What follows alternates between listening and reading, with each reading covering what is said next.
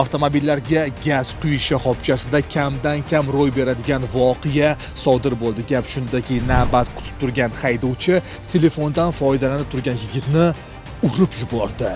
Ushbu video ijtimoiy tarmoqlarda tarqalib turli muhokamalarga sabab bo'lmoqda, ammo voqea qayerda, qachon yuz berganiga hozircha aniqlik kiritilmagan. Videodan ko'rish mumkinki, telefondan foydalanib turgan erkak mashinasiga gaz to'ldirayotgan bo'lgan. Boshqa bir haydovchi esa avtomobilida harakatlanib kelib, uni urib yuborgan. Videoda aks etishicha, jabrlanuvchi jarohat olgan bo'lishi mumkin, chunki u o'rnidan turishga harakat qilgan, ammo buni uddalay olmagan. Atrofdagi fuqarolar unga yordam berishgan. Biz shu o'rinda mas'ullardan holat bo'yicha rasmiy munosabat bildirishlarini kutib qolamiz.